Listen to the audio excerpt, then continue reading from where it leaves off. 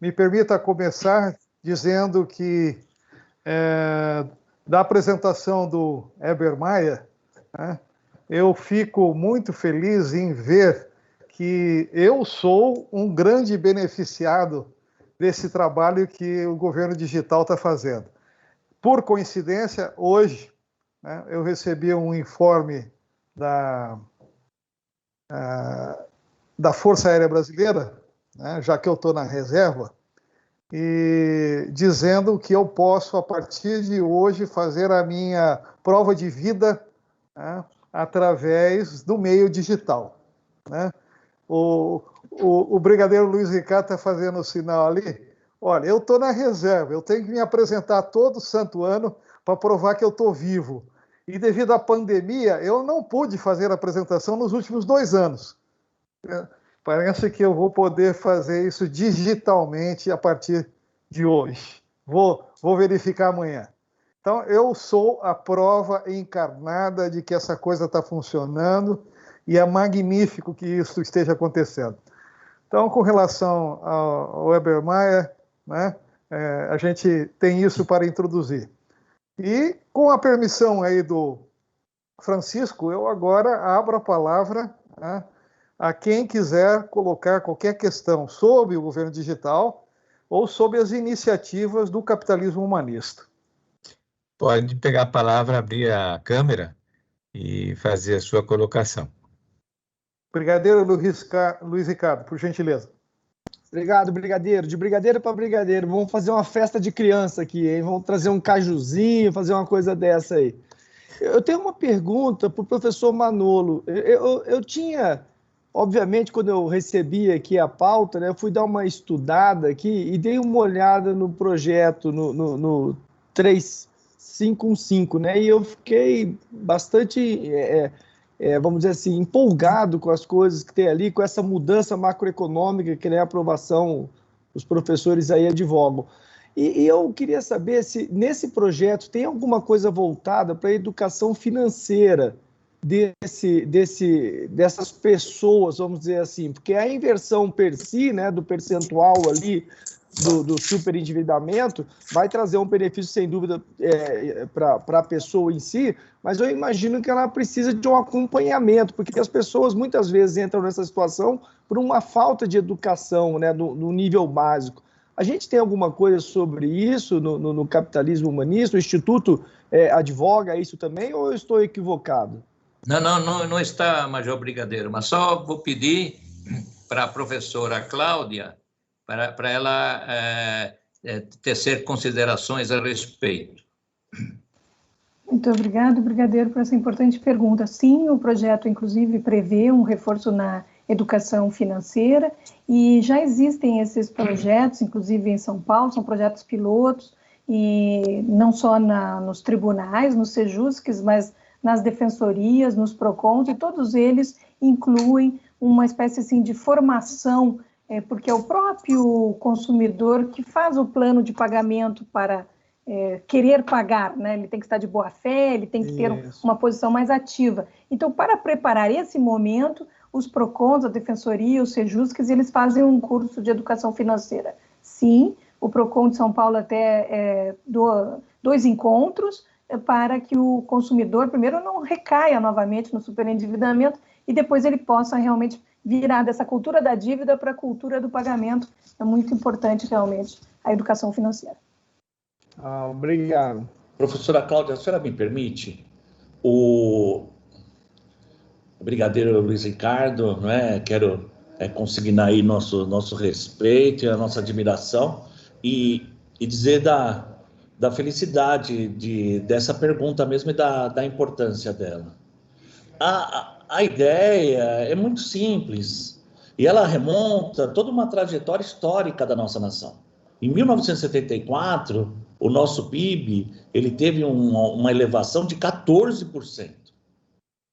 Ele, por si só, e toda a série histórica do PIB daquele período, demonstra o quanto o Brasil avançou, inclusive tecnologicamente, naquele período. Então, o governo militar, ele trouxe efetivamente esse desenvolvimento nacional. E a série histórica do PIB faz a prova material dessa ocorrência. Vem o governo Sarney, na sequência de uma transição pacífica, que foi a transição brasileira, e convoca a Assembleia Nacional Constituinte e promulga em 88 a nossa atual Constituição, que pela primeira vez na história reconhece o Brasil como um Estado democrático de direito. Na sequência do governo Sarney e do governo Fernando Henrique, que trouxe dentro do campo democrático toda essa estrutura, essa baliza macroeconômica e consolidou as premissas econômicas do nosso país, vem um governo que com a promessa de justiça social. E, em vez de justiça social, o que houve foi uma roubalheira, uma corrupção generalizada. Infelizmente, essa é verdade, e essa verdade está aí constante da prova dos autos e é fato notório para a população brasileira. O que acontece, brigadeiro, é que o capitalismo humanista, que não está nem à direita e nem à esquerda, mas sim a favor de um capitalismo decente e do resgate, da restauração daquelas conquistas sociais que foram prometidas pela nossa Constituição de 88, além das democráticas.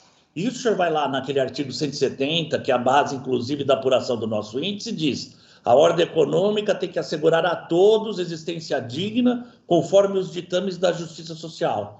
E isso não serve só para o senhor, que é um homem reconhecido, consagrado, bem-sucedido na carreira que o senhor buscou, professor Basile, professor Francisco, professora Cláudia, professor Manolo. Isso serve principalmente para as nossas futuras gerações, para as nossas crianças e ainda aqueles que estão por vir. Dentro de um país desenvolvido tecnologicamente, porque tem que ser desenvolvido. Então, esse projeto já devia estar aprovado há muito tempo. E nós temos lutado muito, porque ele é prioritário dentro do Instituto, porque ele implica na inclusão social, como a professora Cláudia falou, de 42 milhões de pessoas. Então, isso é a população, brigadeiro, da Argentina. Isso é 2/3 da população da Itália. Isso é igual à população da França. E é inconcebível. 4 vezes Portugal, 8 vezes Uruguai. Enfim, a população de todo o país fica a largo das relações capitalistas de troca e de geração de riqueza e dignidade para ele e para a família, porque o trabalho dignifica. Então, nós temos, assim, 40 milhões de pessoas ao largo, 40 milhões de pessoas que têm que ser resgatadas. Infelizmente, a gente não pode resgatar elas com o pleno emprego, porque depende de premissas econômicas que foram solapadas por conta de uma corrupção generalizada, de uma roubalheira escancarada. Em razão disso, do que nós precisamos? Reincluir 40 milhões de endividados numa organização uma organização legal do próprio endividamento deles, para que eles façam globalmente a reinserção de cada um dentro da atividade econômica e possam gerar, pela dignidade do trabalho, pela dignidade do empreendimento, pela dignidade de obtenção de crédito, enfim, pelo simples fato de ter o nome limpo. Desafio quem não acha importante a pessoa estar restaurada e ter o nome limpo. 42 milhões de brasileiros estão nessa condição de exclusão. Por esse simples fato, esse projeto tinha e deve ser aprovado. E olha, professora Cláudia luta por ele antes de 2015. E é um absurdo ele completar o 5º aniversário.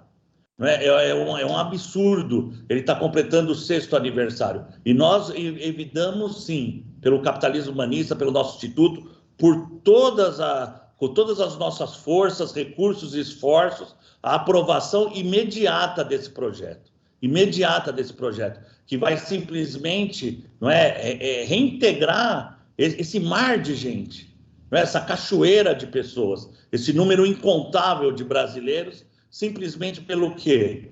pela gestão organizada do endividamento.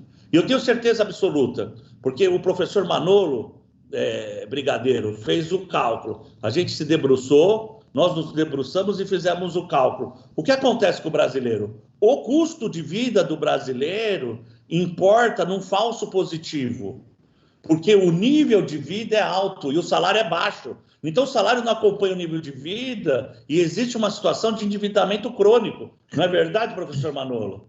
Então, não é porque o brasileiro é um despreparado, não é porque o brasileiro é como é que chama? Um irresponsável, não é porque o brasileiro é um leniente. É porque o brasileiro é trabalhador e, infelizmente, a força do trabalho dele não é reconhecida com a mesma dignidade que é reconhecida a força do trabalho de um norte-americano, de um canadense, de um europeu. Outro dia eu estava lá na Sorbonne falando com os professores, eles vieram para cima de mim, eu falei, espera um pouquinho. O Brasil não deve nada para vocês. O nosso problema é a pobreza. E quando nós resolvemos o problema da pobreza, o Brasil vai ser o farol da humanidade, vai ser a bússola, a guia do mundo. Pode ter certeza disso. Professor Ricardo, obrigado. Se a gente deixar, ele é uma pessoa muito entusiasmada e vai muito longe. Nós temos também ali outro conselheiro que levantou a mão e quer fazer pergunta. É o Andriei. Andriei, contigo a palavra. Opa, muito obrigado, brigadeiro Pazini. Um grande prazer estar aqui mais uma vez ouvindo os nossos colegas da Secretaria de Governo Digital. Trabalho fantástico, eu não me canso de elogiar aqui. E acho que é algo que já vem sendo feito, a importância de você, das cabeças, né, da educação, dos cérebros, e de empoderar as pessoas, né? Eu não me canso de elogiar esse grupo que já está há mais de uma década junto, né, fazendo e entregando. Não é à toa que eles estão trabalhando demais, foram empoderados, né, reconhecidos por cada governo, e a prova disso é que é o Brasil que dá certo, que é o que a gente precisa mostrar cada vez mais, né? E eu eu fiquei muito contente da gente vir aqui ouvir a professora Cláudia, vou tomar liberdade, viu, professor Manolo, o professor Ricardo Saeg, um prazer ouvi-los, e eu me preocupo, sobretudo, a gente vive um período de mudança social tão profundo que eu me recuso a chamar de indústria 4.0. Eu acho que é uma transição tão profunda do mesmo patamar que foi a própria Revolução Industrial. Né? Então, essa revolução digital que a gente vai passar, ela vai chacoalhar tudo, né? Todas as relações sociais, de produção, econômicas, jurídicas, e já está acontecendo isso. E se a gente não olhar para o social, esse período de transição ele pode ser mais suave ou mais tortuoso, né? Tem muito esse debate sobre a automação digital e até a inteligência artificial, que a gente vai discutir amanhã, se seria ou não o fim do emprego. Eu tenho a minha posição, mas eu acho que isso fica para outro dia, esse debate. Mas eu acho que é extremamente importante que a gente tenha políticas públicas para olhar para a sociedade nessa transição, né, para a gente não deixar ninguém para trás, né, e que a gente tenha um desenvolvimento sustentável olhando. E eu achei muito feliz a colocação de vocês, né, até trazendo ali o artigo 170, porque ela traz até os impactos ambientais também, né, a preservação do meio ambiente, que é extremamente importante, cada vez mais está na ordem do dia, e sobretudo do setor privado. E aí a minha pergunta para vocês, e eu fiquei curioso, peço desculpas, eu estou conhecendo agora esse trabalho fantástico, até peguei o livro, se eu não me engano, de 2009, né, do professor Ricardo, e eu acho que do Wagner, né, para conhecer um pouquinho mais, mas a minha pergunta seria, curiosidade mesmo, de quem não conhece o trabalho de perto, como é que está a aproximação do setor privado, das empresas, né, durante esse período, e sobretudo porque isso é importante no momento em que tem um projeto de lei lá no Congresso, né, eu imagino, tem toda uma base social aí que tem essa sensibilidade social, que está de olho. Mas eu queria saber um pouquinho mais de curiosidade, como é que está o setor privado? Já está sensibilizado o suficiente ou ainda não? Andrei, assim, o fato é que, como você bem colocou, e muito obrigado pelas suas colocações, 50% dos empregos vão sumir em 10 anos, pelo menos do que a gente conhece. Isso é a estimativa que se tem. Então, o que a pessoa precisa é de nome limpo para empreender em caráter individual. E o empreendimento individual é fundamental. É fundamental. O índice do IKPH, ele vem justamente para jogar luz em cima dessa questão e mostrar como houve essa redução de expectativa em relação ao consumidor e ao bem-estar econômico como um todo, que é regular, que significa mediano para baixo. Porque o mediano para cima é o razoável, aí vem o bom e o ótimo. Então, o regular é muito mais próximo do péssimo e do ruim do que do bom. Isso é um absurdo. É um absurdo o nosso país não estar sensibilizado com essas 42 milhões de pessoas. Mas isso é um existencialismo onde parece que essas pessoas não existem. Só que é uma insanidade, um bolsão de riqueza banhado por um oceano de pobreza. E esse problema está aí na rua. A gente precisa resgatar essas pessoas. O pessoal do capitalismo humanista, ele dedica todos os esforços, todo o recurso, é um projeto de vida, o resgate. E a referência disso é a história de vida dessa mulher, da professora Cláudia Lima Marques, que já sensibilizou os bancos acadêmicos e nós, apoiando ela, acabamos desenvolvendo e assumindo essa bandeira, que é uma bandeira maravilhosa. E a gente está aqui no Brasil 5.0 porque a gente conta com essa sinergia, né, Cláudio? Porque a gente vê as grandes forças econômicas, principalmente as financeiras, boicotando subliminarmente a tramitação desse projeto no Congresso Nacional e deixando 42 milhões de pessoas à míngua. E isso é um absurdo. Inclusive a Secretaria, na época, na Nacional de Defesa do Consumidor, que não apoiou. Isso é o caos. Isso é o caos. Então a gente conta realmente, não é, com a sensibilização dessas autoridades, da sociedade civil, de todos os poderes constituídos, para nós podermos resgatar essas pessoas. E uma coisa eu garanto para você: todas as pessoas envolvidas são pessoas notórias no Instituto do Capitalismo Humanista. E por conta da notoriedade, bem-sucedidos profissionalmente. De modo que eles não estão lutando por si, estão lutando por essas pessoas pelas quais nós somos obrigados a olhar e que não podem ficar para trás. Não é isso, Cláudia? Muito bem. Cláudia, pode complementar rapidamente? Não, só para dizer ao doutor Andrei que realmente conseguimos apoio em muitos lugares, inclusive a atual Secretaria Nacional de Defesa do Consumidor, o atual governo, colocou o projeto entre os principais na época Covid, né? Está na lista para ser aprovado. Então, eu acho que já, vamos dizer, há uma evolução muito importante e esperamos, nesse sentido, que seja aprovado em breve. Obrigada. Obrigado, Cláudia. Nós começamos um pouquinho atrasados, mas já é hora de partirmos para as conclusões. Agradeço ao Heber Maia, a magnífica exposição sobre o governo digital, e aos nobres colegas do Instituto do Capitalismo Humanista por esse esclarecimento do que nós estamos fazendo e pretendemos fazer e alcançar.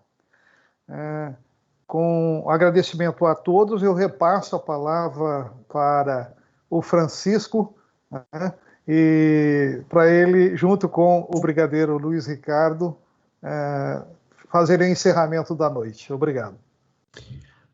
Obrigado, brigadeiro Pazini. Nossa gratidão ao Dr. Ricardo Sayeg, ao professor Manuel Henriques Garcia, nosso querido professor Manolo, a professora Cláudia, enfim, e ao Weber, que esteve conosco também, enfrentando aí as dificuldades da tecnologia para poder transmitir as informações, mas conseguiu transmitir, a gente conseguiu obter aqui as informações. Muito obrigado, Weber. E eu queria, então, nesse momento, passar aqui a palavra ao nosso Major Brigadeiro Luiz Ricardo, para que ele possa fazer o encerramento do nosso evento. Bom, muito obrigado a todos. Ao Weber Maia, né, Weber? Eu acho que a sua frase que você falou que me toca, e eu tento fazer isso na aeronáutica, é o que você disse. Nós, servidores, né, eu sou servidor há 40 anos, eu trabalho no serviço público, nós, servidores, temos que nos colocar como cidadãos. Quando eu estive na frente do Detran, há 15 anos atrás, esperando 2 horas para fazer uma alteração na minha carteira de motorista, eu achava aquilo horrível. Semana retrasada, eu fui aqui em Brasília, com agendamento. Na hora que eu cheguei, tinha um senhor para me chamar, e eu fui por causa da biometria que eu tinha que coletar, que eu não tinha coletado ainda. Ou seja, como servidor, eu tenho que ver o que eu, como cidadão, gostaria. Nesse dia eu voltei para o meu povo, e eu tenho aqui na aeronáutica, né, sobre a minha auspício aqui no estado Uma Hora agora, uma secretaria, uma subchefia que trata dessa parte do GovBR dentro da Força Aérea. Eu chamei eles e falei, olha só, todos os nossos serviços aos cidadãos têm que ser digital. Nós não podemos um atestado, e eu acho que se os senhores passaram isso na vida, eu peço desculpas, quando a gente vai construir perto de um aeroporto, né, Brigadeiro Pazini, nós precisamos de uma autorização da aeronáutica. Eu lembro que alguns anos atrás essa autorização demorava meses, quase anos. Hoje nós temos um serviço que, se não houver impedimento nenhum, é automático. A hora que ele coloca a requisição na internet, ele aperta um botão, sai um QR Code para ele que ele leva na prefeitura local. Se tem que haver alguma análise, a promessa é em 90 dias. Mas, gente, o que é 90 dias? É muita coisa para o empreendedor. Ficar esperando um carimbo da aeronáutica para construir seu prédio por 90 dias, nós temos que reduzir isso. Nós temos que usar a tecnologia. Heber, vou mandar meu povo falar com o seu aí. Gostei da startup do GovBR, hein? Vamos colocar esse povo junto e vamos entregar para o cidadão. Estamos à disposição e motivados para participar e contribuir com todos esses projetos. Pô, legal, Heber. Parabéns mesmo. Parabéns por esse time aí, tá bom? Então vamos fechar aí agradecendo mais uma vez a participação de todos, a atenção, e lembrando que amanhã nós temos a continuidade, né, do nosso 6º encontro, certo, Francisco? Perfeito, então, amanhã é segundo dia. Segundo dia. Então, muito obrigado a todos, nos vemos amanhã no mesmo canal.